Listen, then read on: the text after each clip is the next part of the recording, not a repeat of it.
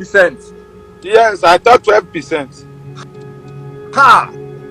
Yes, because Yoruba say, ojú làgbà máa ń yá, ẹ má bínú sá o, àgbò kì í yẹnu. Wọ́n dẹ̀ ní yára láti gbọ́ bọ̀ lọ́ra láti fèsì. A little I talk, I even cried say I talk am. But anything that will make your life in this life, you need to, before anything, you cannot like another person than yourself. So I need to protect my life because I don't want to die young. That's why I even talk that a little. That a little I talk, it can scatter everywhere. Okay. Wetin I wan clarify now sef, all these things wey they say, you go see for where I talk before, for that my video I talk, I post am for my YouTube. I talk and say I be mumu.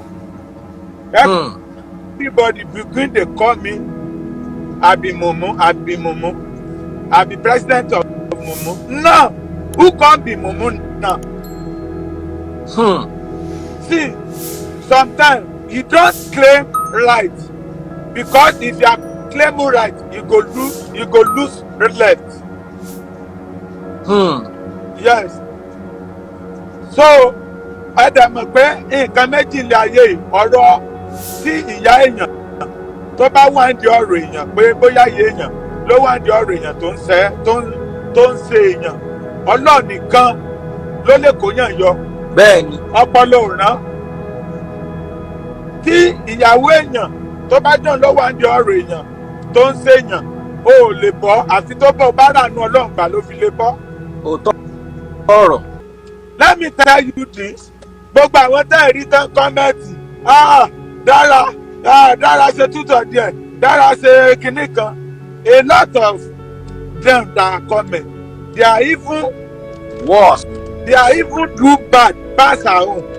That is the truth. But ẹni tí ilẹ̀ bá mọ́ bá òun ni bàrà o. Bẹ́ẹ̀ni.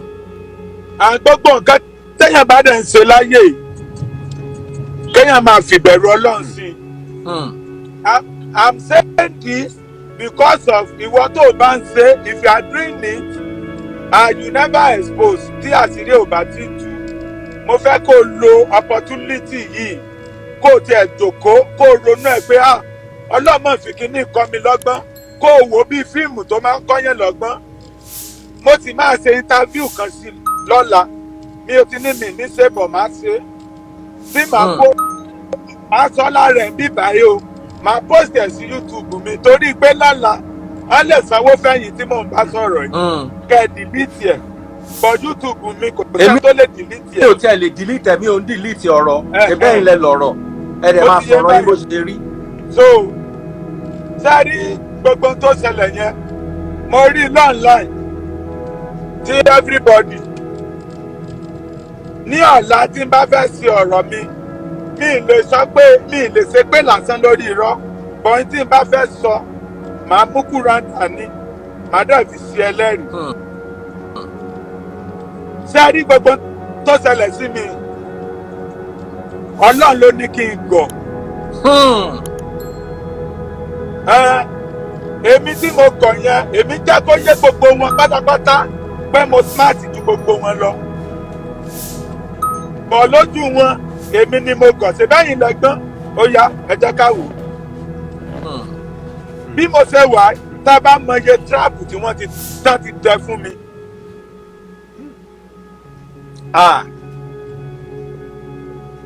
Ẹ wo ní bàbá tí ó ti apologize o. Ọlọ́run gan bó ṣe wà yẹn à ń sẹ́, ó dẹ̀ ń gbẹ́bẹ̀. So nípa ti ọ̀rọ̀ Babati, over this Babati matter, what do you want to do? Me? Number one, mi lágbára, Ọlọ́run la lágbára. Ìyàwó tí wọ́n dẹ̀fẹ̀ gbà, wọ́n ti gbà rẹ̀ dín, wọ́n ti ilé fóònù lé mi. ìyàwó tí gbogbo wọn fẹ́ gbà kó ń ṣe bàbá tí nìkan o ẹ rí bàbá tí ní àná lọ́sàn-án àná ó ń fẹ̀ fún ó ń fò sókè ó ń fò sílẹ̀ ṣé ẹ mọ̀ pé tí mi bá ní ẹ́fídẹ́ǹsì dání ṣé ẹ mọ̀ pé pọ́sibú kí n wá sẹ́ẹ̀lì ńsìn pẹ̀lú ó dẹ̀ ṣe ṣé ẹ mọ̀ iye olódodo tó ti kú sínú sípò kà nílùú yìí.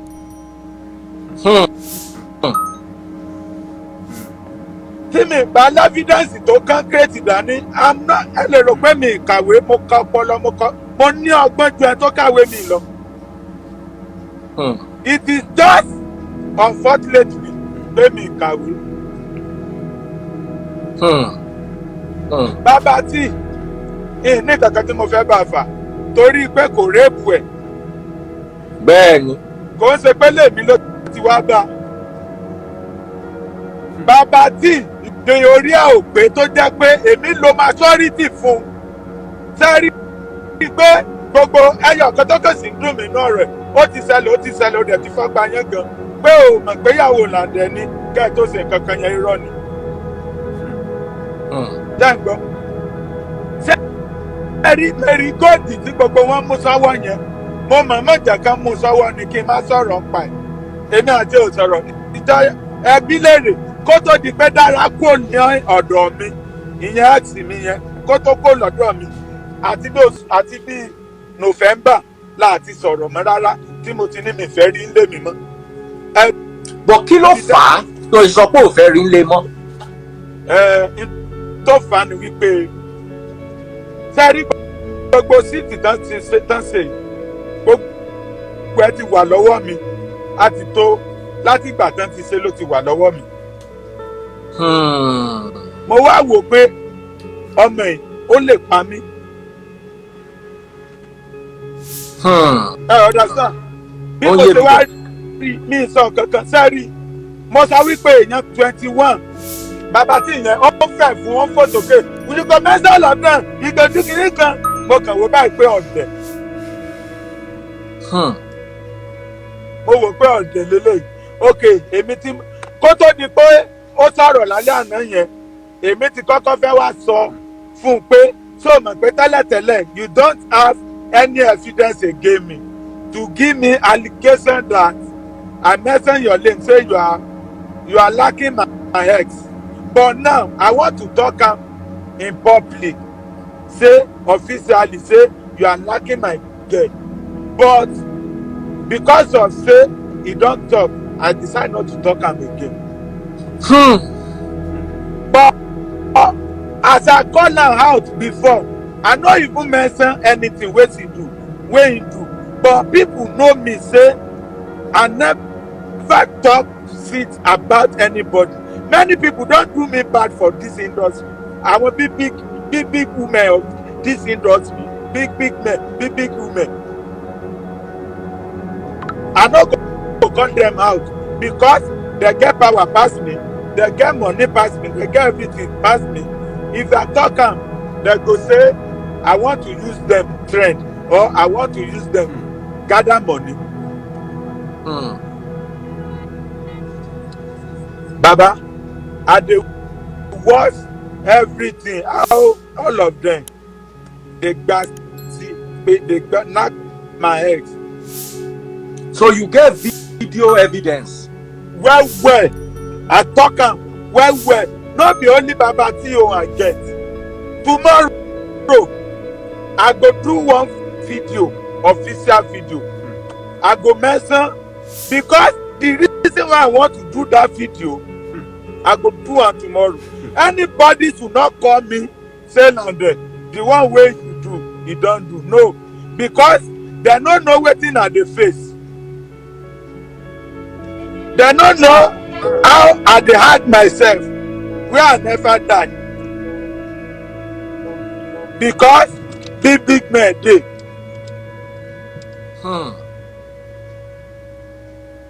You understand?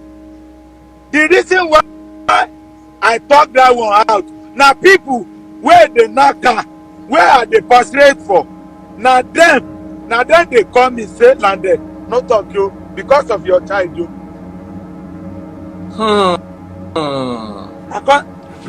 So na that time I come use my brain make I no talk am, but I see you now, you do so now. So if I no talk make people know now, una go come kpakai me silently. If he say dem kill me silently, this my head, una go still dey pity her because of me, dey gather money for her.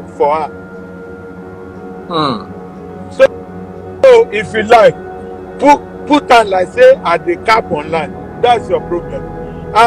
If you say I dey expose my this thing, that's your problem. I ask you, how you take know say she dey do this kind thing? Wetin make you na God go suspect punish am? you. You dey craze. Pẹ̀lẹ́jàre brother mi. Yes sir. How you take know? Báwo lo ṣe mọ̀ pé nǹkan míì wà ń bẹ̀? Ṣé ìrìn ẹ̀ ò mọ́ ni àbí fóònù ẹ̀ ring ò gbé fóònù? Báwo lo ṣe mọ̀ pé? Make I tell you the truth. I go tell you the reason why I say that Mary Gold, my manager, wey dem dey talk say na him do video. I swear to Almighty Allah, Mary Gold never send me any one video. I swear to God Almighty Allah. Until I call am, I swear for her say you know me since this time, you dey do me, you do this, you do. The first time wey I call am say Mary, wetin dey landed and wetin dey for Dara and makers and Babati, I swear to Almighty Allah, Mary go tell me say Ijoba wà látàláì Dara kò fẹ́ makers o ṣùgbọ́n and na makers at first ask ṣùgbọ́n makers tó ṣẹ̀bọ̀ kò gbà. That's how Mary go tell me. I swear to Almighty Allah. I can't tell her wetin dey Dara and Babati between. He say Ijoba ta ló sọ fún yín kinní kan, mo ní Dara ti sùn. I tell her say Dara don tell me before already. I tell Mary Gold because I get my own evidence for hand. As I tell Mary Gold, na so I tell Dara. As I tell Dara say na set up, Mary Gold ló set up. As I tell Mary Gold say na Dara is true. Òun ló ń gbé Dara lọ sọ́dọ̀ Babati, but àwọn ò ṣe kankan o. Àwọn mo kàn ń wò báyìí. I block her. So since then, gbìtìgbìtì don dey mass them, worry them. Me, because of say Babati kò ṣe pé wàá bá nù lé mi, kò sì ṣe pé rape ẹ̀. So I just use that anger tí mo kọ́kọ́ fi ṣe fídíò yẹn pé ìwọ tó ti mọ nǹkan tó ṣe bóyá orí ẹ̀ máa pé á tiẹ̀ pè mí irọ́ tó tiẹ̀ pa kóhùn mọ̀ pé ẹ̀sìn mi nìyẹn kó tẹ̀ wá pa fún mi pé Lande ọmọ ìyá mi o wà lẹ́tà lọ ẹ̀ ọ̀rọ̀ tó kí ló ṣẹlẹ̀ tó fi ṣe fídíò yẹn o ṣerú nǹkan báyìí rí.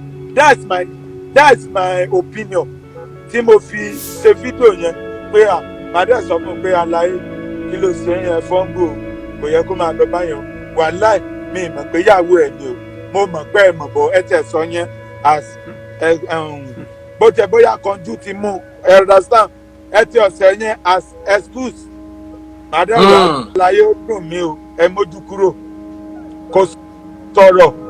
The next thing he come dey do national motivational speaker. See Mr. Prince, I know you well you are smart. E get some question wey you go ask me here bí mi ò ṣe kàwé I no go answer you. Wey dey ma na only me go get am.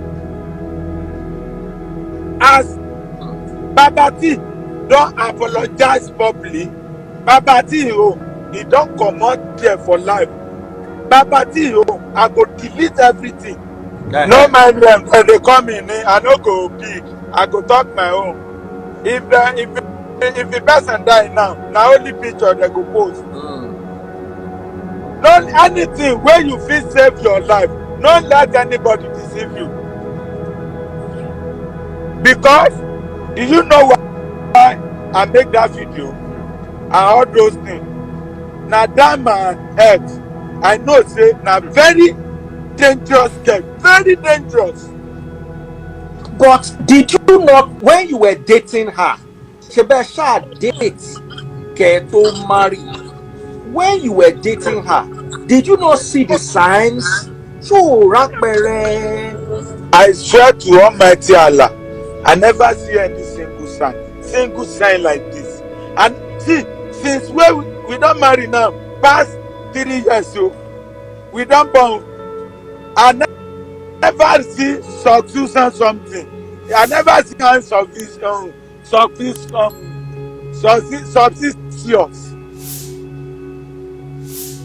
I never suspicious. Ah. I swear. Answer, since me and she, we never fight for one day. You say me they go say some marriage day wey be say we are always happy. Even though when I'm in problem, we never fight for single day like this. Since 4 years, no single day, no traces, nothing. So how did it now get to where it got to? That's why they say some women are heavy and very dangerous. So are you going to blame Dara or are you going to blame Marigold now? In your own opinion? I will blame 2 of them. The reason why I will blame Marigold, I call her my manager. That's number 1. Marigold is a true her. I meet Dara, and is a true her. She left. You know, say alámọ̀jà agbabi tá a gbà wá lọ, òun gbabi tó gbà wá lọ. Òótọ́ ọ̀rọ̀ ni. You understand? So what I only blame her for is that she knows say that medical, she know how much I love her by herself. And not be only her, all Dara friends and all people around me. Sir, you don't know the kind of person I be. Now people wey dey around me, now dem know the kind of person wey I be. See, anybody wey tell you say me and him or she fight, that's mean the person. Now even though if you do me bad thing, na she go live or he go live by himself. Tó bá tún ṣèkà fún mi, òun ló tún máa tì tó tún máa lọ. With everything wey Dara do for me, níbi tí mo tún rí ìdè tí mo fẹ́ tẹ́ lọ́rùn dé, because of I don notice her pé ó máa ń tó jẹ́ kí n fara balẹ̀ tí mo fi di dìdìrín fún tán ni pé mo rí i pé tí mi bá mú dáadáa báyìí kí n dé lókùn méjèèjì báyìí ó máa jábọ́. Tẹ́ bá okó nídìí ẹ̀ á sọ fún pé sùkù ni. So mo gbọ́dọ̀ rí i pé mo táìtì ẹ̀. Tó bá ti dọ̀la mo máa ṣe fídíò kan máa post ẹ̀ sí YouTube mi. Màá dárúkọ kó lè mọ̀ ní tí mo ṣe fẹ́ ṣe fídíò yẹn lélẹ̀ o. Marigold yẹn mo fẹ́ kó jíyẹ̀ ẹsẹ̀ ní mi ṣe sọ̀rọ̀ látàárọ̀ torí kó dalẹ̀ mi. She betray me. I call you manager, you dey stay with me, we dey stay together. Nígbà míì màá dìde lórí bẹ́ẹ̀dì fún ẹ. Ìwọ àti Dara ẹjọ́ máa sórí bẹ́ẹ̀dì pọ̀. Èmi máa dìde lórí bẹ́ẹ̀dì, mo lè sùn sí ti rú. Níbi tí mo kí ẹ̀fọ́ndé, mo fọlọ́ba búra, and they do knock my head in front of you. For you to know say everything I say is true. Before the matter of this truth or dare come out, do I never say it before? All the interview, that one interview where I do, just tell me a single lie that I said there that never come out now. And I only say 12 out of 100. So I just want you to put how heavy and how depressed I was being some years ago till now. Amode Musara. Ṣé mọ bó ṣe máa rí ìyàwó tó jẹ́ pé ẹ lọ́ọ̀fù kẹ́ẹ̀dẹ̀ máa wo fídíò ẹ̀ láti bí 4 months 5 months bá ṣe ń láìkì ẹ̀ kẹ́ẹ̀dẹ̀ máa rí gbogbo nǹkan tó ń ṣe bá ṣe máa ń láìkì ẹ̀ kẹ́ẹ̀dẹ̀ máa sọ̀rọ̀ kẹ́ẹ̀dẹ̀ máa kọ̀ọ̀kan kẹ́ẹ̀dẹ̀ jọ máa gbé. èèyàn lè ya wèrè. I wanna run mad, man, but I know that's what I can do that can save me. But how I know, I won't talk it here, but I will talk am tomorrow. But I swear to God, Mary God, he did not send me any single video. If the Mary God send me, so how did you get the video landed? Sir, báwo ló ṣe get the video yẹn? I will talk am not here. I will talk am tomorrow, sir. I promise you, I will talk everything tomorrow, but I will not talk am here. Àwọn kan ti wá, wọ́n wá bá mi. Mo ní I no go show you video. Nígbà tó máa kún lé mi, ẹbí fún rẹ̀ ọ̀bẹ mẹ́ta ló yọ sí mi. 3 months. kí ló lè tó yẹ kí ló ṣẹlẹ̀? Ó ti fẹ́ lọ ti pẹ́ so before she dey manage me, but when money finish pátápátá tó kórí ibú ẹ̀ gbogbo nǹkan tó ṣe ìmọ̀ kéèyàn ṣe oògùn owó gbogbo nǹkan tí ọmọbìnrin ṣe fún mi kéèyàn máa ṣe oògùn owó yẹn máa tán. ṣàlàyé kí ló ṣẹlẹ̀ àsìn báwo ló ṣe ṣe? ẹ káàtì ẹ yọ sí spiritual ìyàwó ilé ẹ tó ń da àyàkùn kí obìnrin mọ̀ wípé ọkọ òun o ìyàwó ọkọ òun nígbà tí mo ti fẹ́ ọmọ yìí láti bíi 3 years ìgún àyà obìnrin mi jọ mí lọ. bẹ́ẹ̀ ni mo gbọ́ ẹnu ni mo lè fi sọ. so you were faithful. mo fẹ́ sọ lóyìnbó fáwọn tó máa gbọ́ torí ẹlòmíì ò gbọ́ Yorùbá. sí so you were faithful to this woman. ẹbí lèrè sí no by herself. she know by herself. àwọn ọ̀rẹ́ mi tó bá ń wo life will then know òkòbó náà máa ń pè mí àìsàn nínú fídíò tí mo sọ lọ mo sọ wípé me wey be say I dey do 2 hours people think I dey cast cruise no be 2 hours àìsàn I dey do more than 2 hours 3 hours sometimes I no go wá àtọ máyì ní wá rárá àìsàn Ọlọ́run bá ń gbọ́ mi ìṣẹ́lẹ̀ wákàtí mẹ́ta gbáko lórí ọmọ ènìyàn. Lande. Ẹ máa gbọ́ tí n bá ṣe àkọ́kọ́ bóyá tí n bá wá ní bíi 15 minutes tí mi bá kọ ra mi pé kí n rìlọ́ọ̀sì tí n bá ṣe mọ̀ pàpàpàpà tó bá fi lè dry papọ̀ tó lọ papọ̀ kò wá mọ́ nìyẹn. so na yín àkàn dey wonder pé. so gbogbo tó ń fẹ́ ló fi tẹ́ ẹ lọ́rùn. yes. but later ó wá di wípé nígbà tó bẹ̀rẹ̀ òsì yẹn màá sọ lọ́la torí kí n kàn Mary God yẹn náà ó dáa náà bọ́ọ̀ náà ṣe ń jìyà ẹsẹ̀ yẹn o bọ̀ káwọn èèyàn lè mọ̀ pé nǹkan ló sọ fún mi àwọn méjì mi tó tún náàkì ẹ̀ tí mo ní fídíò tí mo ní lọ́wọ́ ó tó 9 lọ́tọ̀ọ̀tọ̀. ṣé tí Mary God ò dẹ̀ sí bẹ́ẹ̀ ṣé Mary God ló sẹ́ndì ẹ̀ sí mi. òun náà.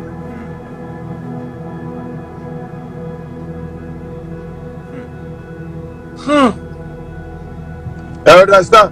So ó tó 8 but now mo fẹ́ béèrè kan. mo ti kẹ́kọ̀ọ́ láti kí tẹ́lẹ̀ but ìgbà tó dẹ̀ ti di pé kíní máa mẹ́mí mi lọ àfi kí n sọ̀rọ̀ sókè.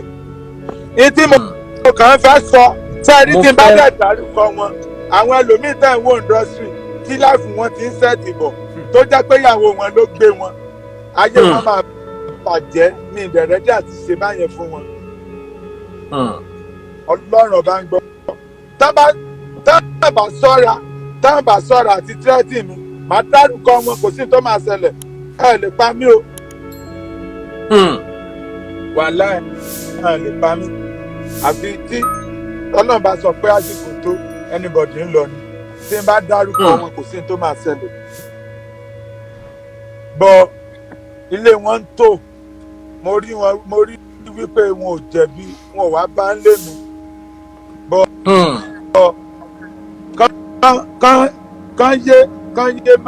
kán yé borúkọ mi jẹ́ kán yé threatening mi. Nígbà tọ́rọ̀ ìṣẹ̀lẹ̀ ẹni tó dùn mí fún jù bí mo ṣe láàkì kẹ́mítì tó mo sọ fún kẹ́mítì ọlọ́rọ̀ mi nù mo sọ fún jésà mo ní kẹ́mítì mo ní nǹkan bá ìṣẹ̀lẹ̀ mo ní nǹkan bá ìṣẹ̀lẹ̀ ó ní kò ṣẹlẹ̀ ó ní òun ti bí bàbá tí ìjẹsà náà náà bí bàbá tí pé ó mú mi radiator mo ní kẹ́mítì you are trusting bàbá tí than me pẹ̀lú bá ti jọ wà tó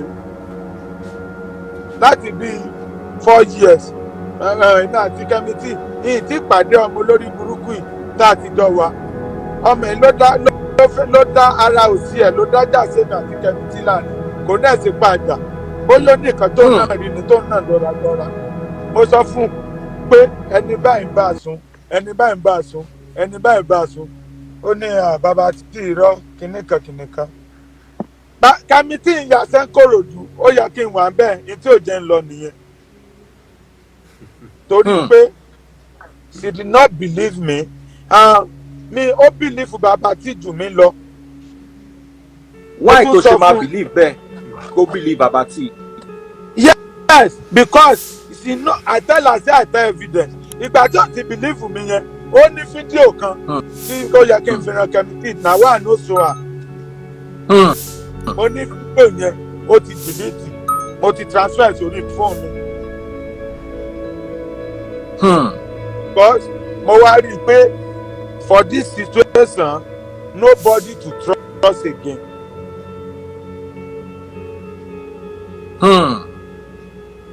Everybody just show me the small video. Now mo fẹ́ béèrè ìbéèrè kan. Ṣé ìfẹ́ yẹn ṣó ṣì wà àbí ìfẹ́ yẹn ti lọ tán pátápátá? Ṣé wà bí ti bá wà? Hope ṣì wà for your wife? Are you still love her for your ex? For my wife. Number one, kò sígbà tí àfi tí n bá fẹ́ parọ́ ń bíbà ni. Kò sígbà tí n bá rántí kan ọ̀rọ̀ ẹ̀ tí ó kì í dùn mí. Tí ó dẹ̀ kì í tọ́sí àti mi because she is the person that I really love. Gbogbo ìyáyé bàbá títí padà jẹ́wọ́ kó òun fún ìyàwó ìjọba Lande ní dọ́gì o. Bàbá títí padà jẹ́wọ́ ó lóun fún ìyàwó ìjọba Lande ní dọ́gì. Ọlọ́wọ́ justice for Ijoba Lande ṣorí lórí ọ̀rọ̀ yìí nígbà àfi tabari justice fún Ijoba Lande. Bàbá tí olórí burúkú ayé àtàlìkìyàmọ̀ òun ni ẹ nígbà tó mọ̀ wípé lóòótọ́ ó fún ìyàwó Ijoba Lande ní dọ́gì wáì tó wá jáde tó wá alẹ̀ mọ́ Ijoba Lande wáì tó jáde tó wá tírẹ́tì ní Ijoba Lande wípé wà arrest ẹ̀ wà á sùn rẹ̀ ó assassinate kìíní kan ó ṣe gbá wà á take illegal nígbà tó dẹ̀ mọ̀ tí wọ́n ló dẹ̀ mọ̀ tó mọ̀ nínú rẹ̀ pé lóòótọ́ ó fún ìyàwó rẹ̀ ní dọ́gì ó dẹ̀ jáde ó dẹ̀ bẹ̀rẹ̀ sí ní tírẹ́tì ni ẹ̀ wípé wà á arrest ẹ̀ Ijoba Lande wèrè ní ẹ̀ mo ní Ijoba Lande bàbá tí wèrè ní ẹ̀ bàbá tí bàbá ńlá yẹn láyà wèrè ní ẹ̀ wàláì tó bá ní ta ló yẹ kíyàn lẹ́ ló kó pa ẹni alẹ́ ló kó pa ní ẹ bàbá tí kò yẹ kó wà láwùjọ àwọn èèyàn torí nǹkan tó ṣẹlẹ̀ sí bàbá tí yẹn mo mọ̀ wípé nínú 100% ọkùnrin 80% ó lè kó sínú trap yẹn but kò yẹ kí bàbá tí tún wá jáde kó tún wá máa alẹ̀ mọ́ Ijoba Lande lẹ́yìn ìgbà tó ti mọ̀ wípé yes òun ṣe kinní yẹn lóòótọ́ right wo ló ní tó tún fi jáde tó wá alẹ̀ mọ́ Ijoba Lande nǹkan tó ń bí èmi nínú gangan nìyẹn nǹkan tó ń dùn mí gangan nìyẹn nǹkan tó ń mú mi para nìyẹn wípé bàbá tí you must go down for this you must suffer for this. gbogbo ẹ̀yin ọkùnrin tẹ máa ń dún ìyàwó oníyàwó yẹn láti sìn lọ ẹ bẹ̀rẹ̀ sí ni máa ṣorí burúkú láyé àtàlìkìyàmọ̀ kí ló dé ẹ wá fi Ijoba Lande ẹ fi sínú bàlújẹ́ ayérayé ẹ fi sínú ìkorò ọmọ tó máa pọ́n ilé Ijoba Lande sọ́nà olóhùn máa pọ́n ilé olóhùn rí ẹ gẹ́gẹ́ bí mẹ́ńtọ̀ olóhùn máa ń gbé ẹ gẹ́gẹ́ irú yẹn ó wá ń dóyàwó ẹ̀ ó tún wá jáde o tún wá threaten yẹn I will arrest you I will take you legal kíni kan ìgbà kan ò ní kú ní bàbá tí olóhùn abàtì ẹjẹ lẹ́yà tàlẹ́ kíámù ẹni ó yá ẹ jẹ́ ká jọ gbọ́ ibi tí bàbá tí ti ń jẹ́wọ́ ẹ má gbọ́ o. tí wàá fi ṣe ìbá rẹ pé o lè ṣe irú táàkì yìí o. ó kì í lẹ́bàá ìbéèrè síra yín. ṣé wọ́n á ń díẹ̀. ṣé ẹ̀yọ́ mọ̀ sí i ń gbọ́. ṣe ti understand ọmọ ọ̀sìn kan tó yẹ kí mi wà ń bẹ̀. ẹ̀bọ̀ tó kó àlè náà gbàtí mary. yes wọ́n ti mú mi already mo ti wà ń bẹ̀. of course kó àlè náà tí ẹ ti tẹ̀sí wà tó ti wà ń bẹ̀. so mo ti wà ń bẹ̀ kò sí nǹkan tó fẹ́ ṣe so wọ́n dẹ̀ ṣe truth or dare so bí Mary Gold ṣe sọ pé òun díẹ̀ kí ló ń pè dára pé kí bàbá tí fún ní dọ́gì Quickie yes na. ó lóun díẹ̀ dára. pé kí n fún ní Quickie ṣe understand. pé dára náà ti bọ́ra sílẹ̀ ni àbí kò tí ì bọ́ra sílẹ̀. no kò bọ́ra sílẹ̀ dára ò bọ́ra sílẹ̀ èmi gan ò bọ́ra sílẹ̀ ń bẹ́ẹ̀ tẹ́lẹ̀. ló ti wá ní mary nìkan ló wà ń ta. so mary wa ní òun díẹ̀ ní kí n ṣe Quickie pẹ̀lú dára I understand so mo mú condom mi. ọ̀pọ̀ òun sọ yìí àgbẹ̀ ni wọ́n mary rìkọ́ọ̀dù gbogbo from A to Z tó wà lọ́wọ́. mi ò kúrọ́ fún yín náà ṣé bó ló wá rìkọ́ọ̀dù ẹ máa gbọ́ sọ ṣé bó ló wá rìkọ́ọ̀dù mi nulẹ̀ ṣé bó ni mo ń sọ yìí so mary wa ní òun díẹ̀ mi àti dára pé kí n fún dára ní dọ́gì Quickie not Idande's wife when I said. dára yẹn ni mary ẹ bá ń wò wò mary. ẹ máa gbọ́ sẹ́ ohun tí mo sọ pé I never slept with Idande's wife ẹ máa gbọ́ mọ́ mi ẹ máa gbọ́ mo ní mi ò bá Iyawo Lande sùn because ẹni tó ṣe truth or dare pẹ̀lú mi mary blindfold mi dára ló pè fún mi content creator. okay.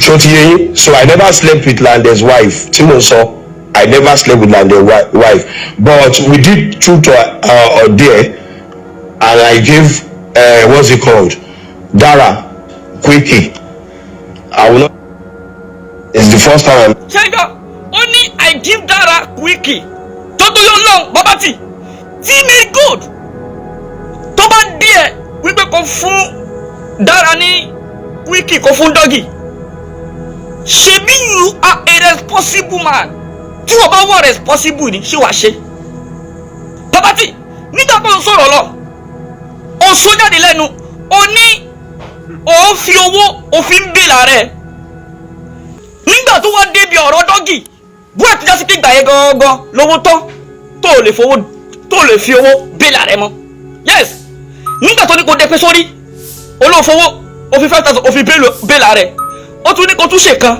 ó tún bèèrè rẹ̀ omutí bóyá tó jásí pé àsìkò dọ́gì yẹn gangan lóòrè owó bèèrè rẹ̀ bóyá tó jásí pé àsìkò yẹn lóòrọ̀ tí mu ìwọ náà bàbá tí oní blame olórí burúkú ni ẹ ìwọ náà oní nǹkan tó fẹ́ ṣe nínú ẹ̀ ọ̀rẹ́dì tẹ́lẹ̀ wèrè ni ẹ.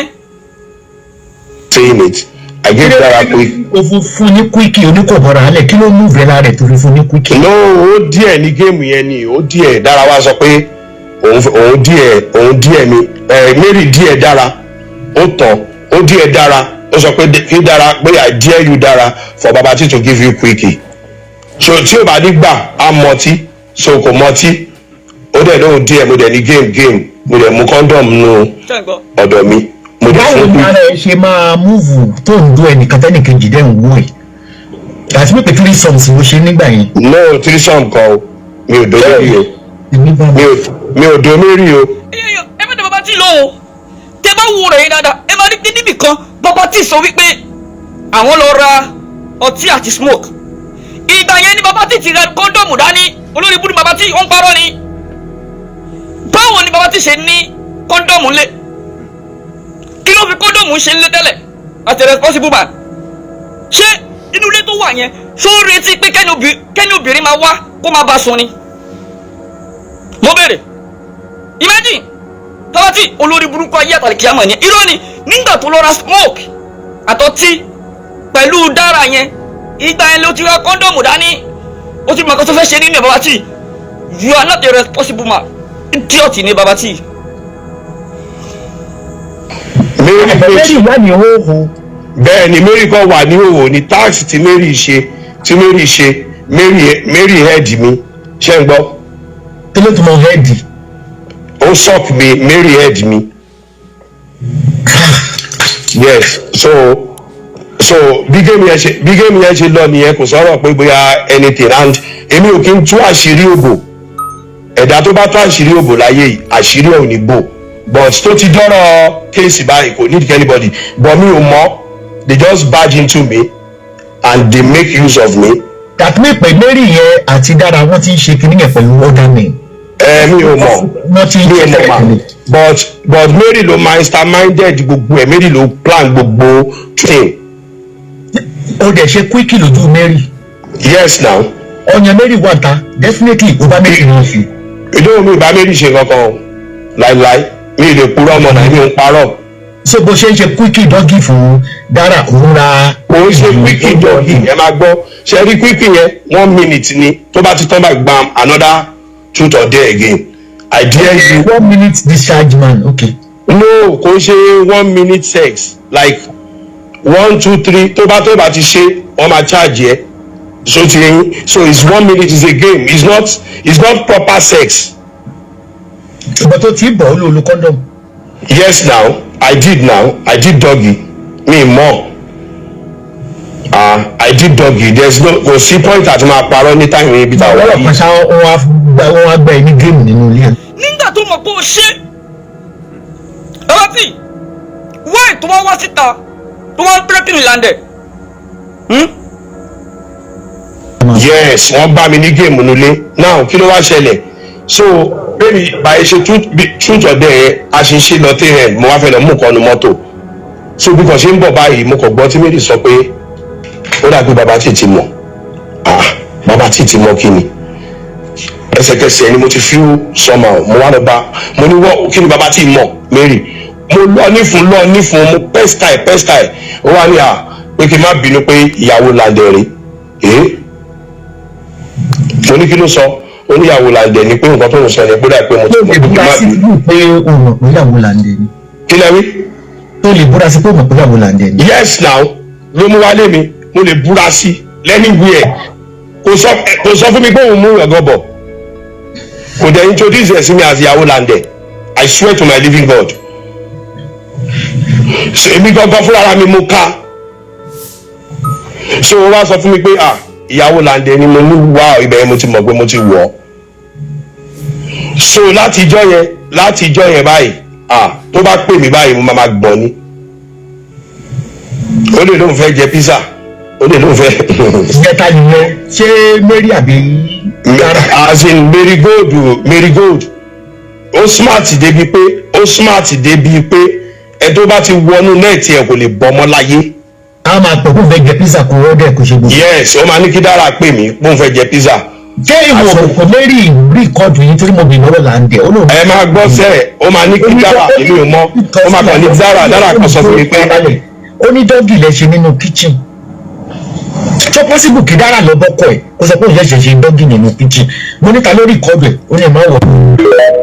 Ṣáyìn náà gbọ́ báyìí. Ṣé o bàbá tí ohun tó dùn mí jù fún bàbá tí ni wípé nígbà tó mọ̀ pé ó ṣe kínní confam right wo àyàwó ló wá ní tó fi wá jáde tó fi wá threatening Lande tó ń sọ fún wípé wà á arrest ẹ wà á take care illegal. You don't have any right, stupid man. Oh, were responsible bàbá tí. You are not responsible. Yes, I said it and I will continue saying it. Ẹ má gbọ́ nǹkan tí Ìyawo Lande náà sọ. Ẹ jẹ́ ká gbọ́ nǹkan tí Ìyawo Lande tóun náà sọ. Kí tó play yẹn má gbàgbé ìwọ tó bá nídìí àgọ́ high blood pressure ó diabetes tètè kàn sí Yaya Gambari o. Tí BP bá ń dẹ̀ láàmú àbí diabetes kàn sí Yaya Gambari o. Àgbọ̀wọ̀ tó confam tó máa cure BP pátápátá tó lè jẹ́ permanent cure tó ní ever and ever gúngbẹ̀ ọmọ láyé o. Sórí èmi jogún BP lọ, èmi jogún àgbólé mo ṣe ní lọ́wọ́. Ẹlòmíà sọ pé kò sí cure fún BP, cure wá fún BP tó confam. Ó ní bí àwọn bàbá wa ayé àtijọ́ yẹn, ó ní bó ṣe máa ń treat BP yẹn kó tó di pé kíni, kó tó di pé àwọn òyìnbó dé, gbogbo ẹ̀pátá lèmi jogún àgbónlé lèmi ṣe ní lọ́wọ́. So tètè kàn sí Yaya Gambari, torí BP tó bá pẹ́ jù lára, BP ló máa ń fà á kí àṣìṣe kékeré kó sáré rẹ̀. BP ló máa ń fà á kí ẹ̀rín ìrìnṣẹ́jú mẹ́ta kó sáré máa mí lókè ẹ̀yà. tí BP bá pẹ́jù lára ó máa ń result sí stroke. Ìwọ tí BP bá ń dẹ̀ láàmú tètè kàn sí Yaya Gambari o.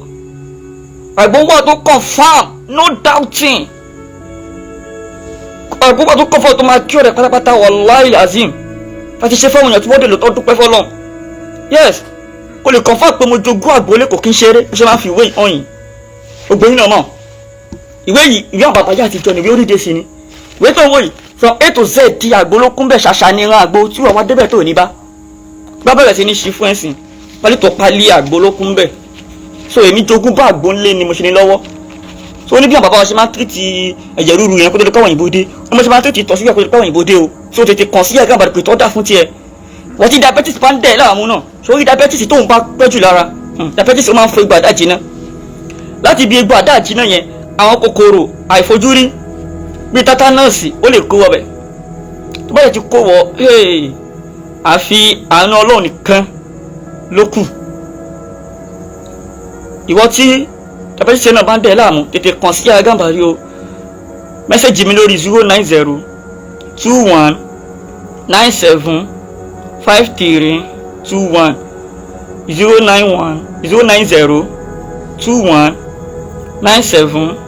09021975321. Tọ́fẹ́ tètè gẹ́tì mi orí WhatsApp àti gẹ́tì mi o lẹ́ẹ̀kan sí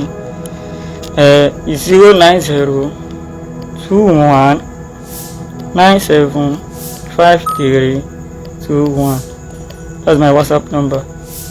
Ìwọ obìnrin tó bá ní fibroid náà tí fibroid ń dẹ̀ ẹ́ láàmú tẹ́ pé fibroid yẹn káìkáìkáì ó ti yọ bí oyún oṣù mẹ́fà bí oyún oṣù méje débi pé ó ti ní ẹ́ lára tètè kàn sí Yaya Gambari o. Àgbo wà tẹ́ pé fibroid yẹn báyìí wá bí ọmọ wallahi azim kó ti yọ bí oyún oṣù mẹ́fà tó bá lù àgbo Yaya Gambari wá bí fibroid yẹn wá bí ọmọ tó bá dẹ̀ ti bí ọmọ kò tún ní wù mọ́ láyé tó bá lọ ṣe operation fibroid á tún wù padà bọ́ tó bá lù àgbo Yaya Gambari ọmọ ìyá mi kò tún wù mọ́ láyé. Yes, fibroid yẹn kò bá pé méjì kò bá pé mẹ́ta àbò wà tó confam sórí no doubt èmi jogún bá àgbo ńlé ni that is why nǹkan tó bàbá ayé àtijọ́ ń lò lèmi jogún bá. Ìwọ ọkùnrin náà tí nǹkan ọmọkùnrin yẹn kéré jọ torí ẹ lọ ìwọ ọkùnrin tó wà ní 40 years 45 nǹkan ọmọkùnrin okó ẹ wọ́n dà gẹ́gẹ́ bí nǹkan ọmọ ọdún 5 débi pé àwọn obìnrin wá rí wọ́n sá fún ẹ. Mọ̀yá mi ọjọ́ ń lọ lórí ẹ o ìgbà tó fẹ́ settle down tètè kàn sí Yaya Gambari.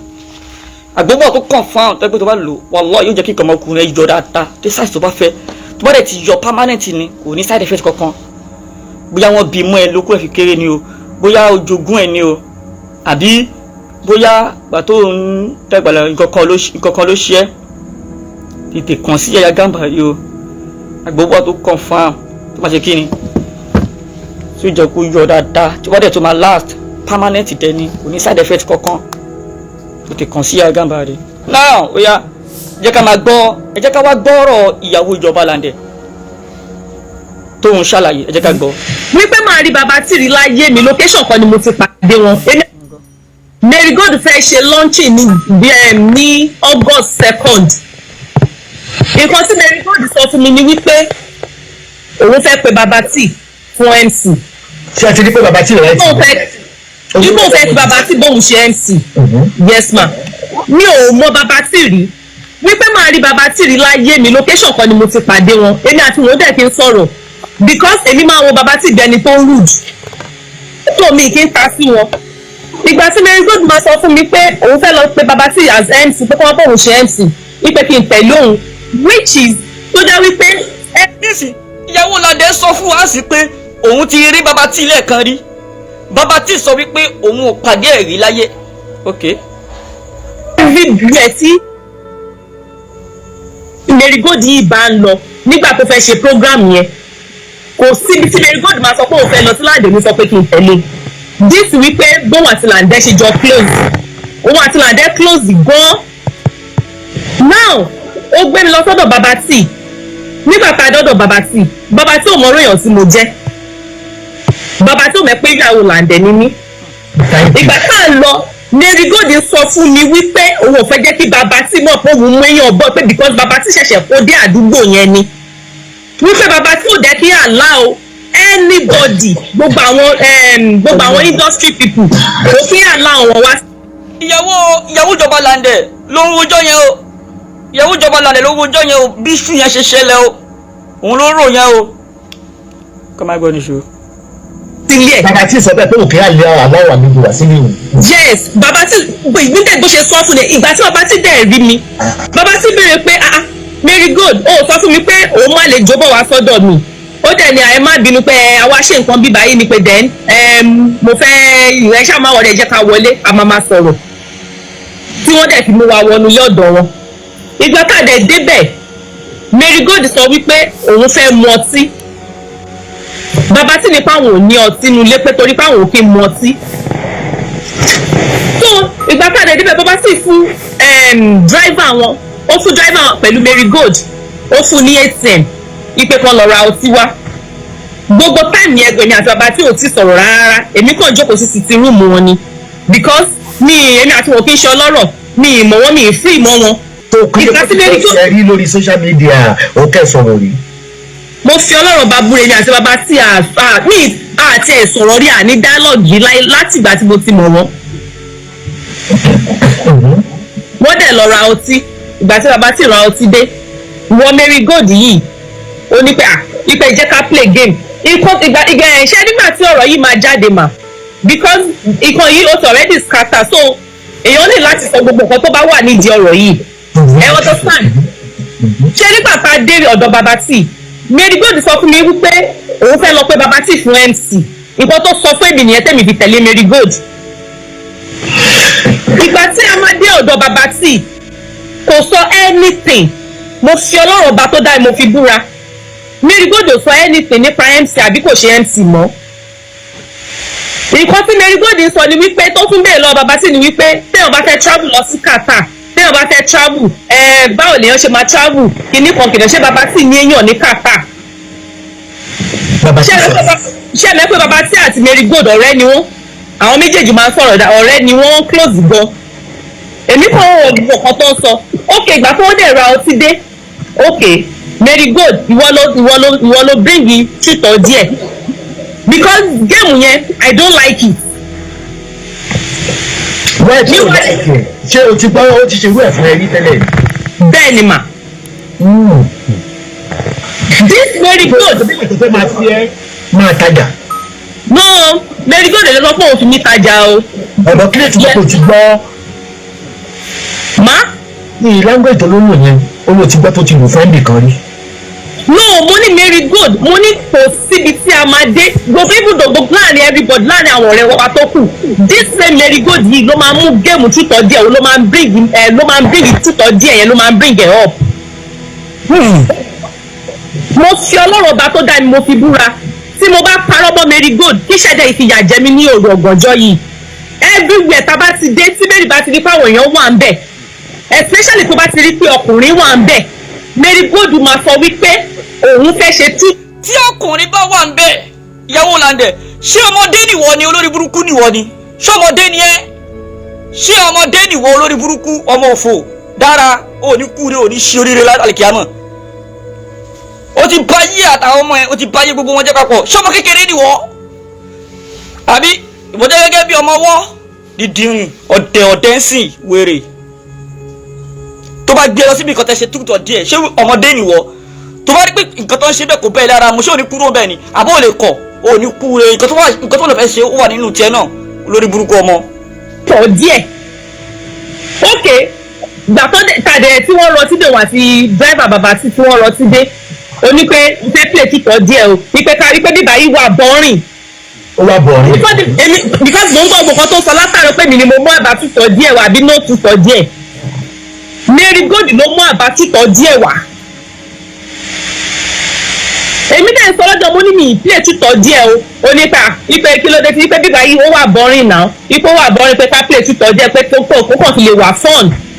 ẹ mo wá bí wọlé rẹ̀ tó mo máa interrupt ṣé ẹ ti jọ ń ṣe tẹ́lẹ̀ ni. kí la ti jọ ṣe mà kí lẹ ní pé ṣàtìyàn ṣe tẹ́lẹ̀. o ti bọ́ lọ́wọ́ ìlú ògbẹ́ni tútọ̀ díẹ̀. tútọ̀ díẹ̀ is a normal game táwọn èèyàn máa ń play.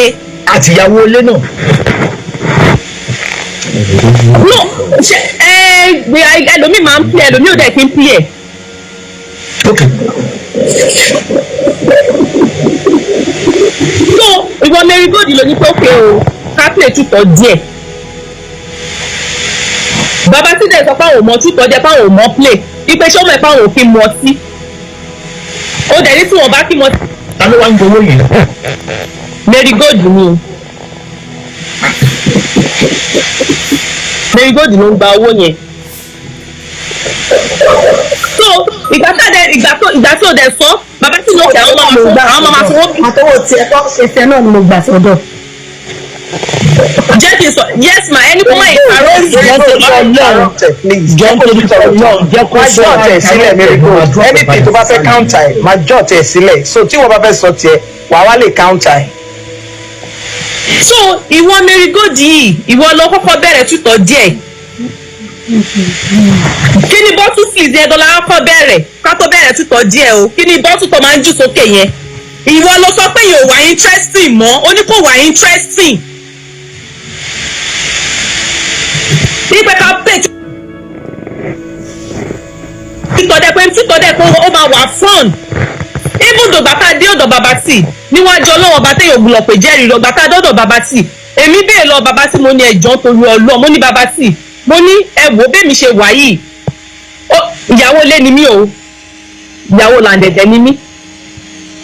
oṣù lójú Mary ló ti sọ àbí. bẹ́ẹ̀ ni lójú Mary àtọ́jú bàbá tì ni mo ti sọ. bàbá tì dẹ̀ ni àwọn ò mẹ́pẹ́ ìyàwó làǹdẹ̀ ni mí pé ipò olóhùn àwọn ò mọ̀ wípé wáò. níwèé ṣe tó dìtọ̀. lẹ́yìn ìgbà tẹ́ ẹ ṣetán nìyẹn ṣá. rárá o lẹ́yìn ìgbà tá a ṣetán kọ́ nìyẹn o. tó nígbà wo nìyẹn. bàbá tí send the request ọ̀rọ̀ náà kan ìyá mi ń gbọ́. so a dẹ̀ bẹ̀rẹ̀ sí ní play game ìwọ Mary Gold yìí ìwọ ló kọ́ bọ́ aṣọ ìwọ ló kọ́ bọ́ aṣọ ìwọ Mary Gold yìí ìwọ ló lọ sọ́ọ̀kì oko bàbá tí. bàbá tí sọ bẹ́ẹ̀ fún mi. ìwọ ibùdó bí bàbá tí ṣe ń díẹ̀ mi ìwọ ló ń díẹ̀ bàbá tí ó ń díẹ̀ tí bàbá tí sọ fún mi lọ́sàn-án ẹni wípé. tó bá sọ́ọ̀kì bàbá tí kí ni ṣé ọmọdé nìwọ dára ṣọmọdé nìwọ ṣọmọ kékeré nìwọ tóun bá sọ́ọ̀kì bàbá tí òun ò sí nílé ọkọ òun lè rìnrìn tó bá wù ìwọ kọ́ òun ní ṣoríire. ó ní dára yìí ò sọ nǹkan kan pé kì í ṣọmọ tó bẹ bá kan pé wípé Mary ló ń sọ gbogbo ẹ̀. Mary Gold ìwọ ló ń díẹ̀ bàbá tí.